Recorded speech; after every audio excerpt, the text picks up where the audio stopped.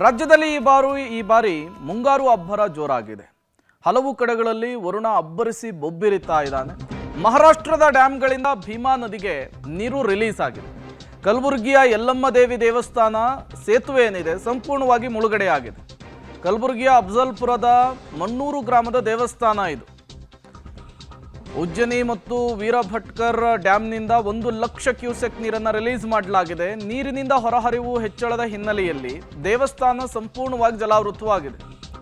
ಡ್ಯಾಂನಿಂದ ಹೊರಹರಿವು ಹೆಚ್ಚಳವಾಗ್ತಾ ಇದ್ದಂತೆ ಈಗ ಸೇತುವೆ ಮುಳುಗಡೆಯಾಗಿದೆ. ಮುಂಜಾಗೃತಾ ಕ್ರಮವಾಗಿ ಭಕ್ತರು ದೇವಸ್ಥಾನದ ಬಳಿ ಹೋಗಬಾರ್ದು ಅನ್ನುವಂತಹ ಸೂಚನೆ ಕೂಡ ಪಾಸ್ ಆಗಿದೆ. ನೀವು ಕೂಡ ವಿಜುವಲ್ಸ್ ಅನ್ನು ಗಮನಿಸ್ತಾ ಇದ್ದೀರಿ. ಕಲಬುರಗಿಯಲ್ಲಿ ಮಹಾರಾಷ್ಟ್ರದಲ್ಲಾಗ್ತಾ ಇರುವಂತಹ ಮಳೆ ಸೃಷ್ಟಿ ಮಾಡಿರುವಂತಹ ಅವಾಂತರ ಇದು. ಡ್ಯಾಮ್ನಿಂದ 1 ಲಕ್ಷ ಕ್ಯೂಸೆಕ್ ನೀರು ಹೊರಹರಿವಾಗ್ತಾ ಇದೆ. ಹಾಗಾಗಿ ಈ ನದಿ ಪಾತ್ರದ ಜನರಲ್ಲಿ ಈಗ ಪ್ರವಾಹ ಮನೆ ಮಾಡಿರುವಂತಹದ್ದು. ಪ್ರವಾಹಕ್ಕೆ ಅಕ್ಷರಶಃ ನಲುಗ್ತಾ ಇದ್ದಾರೆ. ಯಲ್ಲಮ್ಮ ದೇವಿಯ ದೇವಸ್ಥಾನ ಏನಿದೆ ಅದು ಸಂಪೂರ್ಣವಾಗಿ ಜಲಾವೃತವಾಗಿದೆ. ಈಗ ದೇವಸ್ಥಾನ ನಡುಗಡ್ಡೆಯ ರೀತಿಯಲ್ಲಿ ಕಾಣಿಸ್ತಾ ಇರೋದನ್ನು ನೀವು ಗಮನಿಸ್ತಾ ಇದ್ದೀರಿ.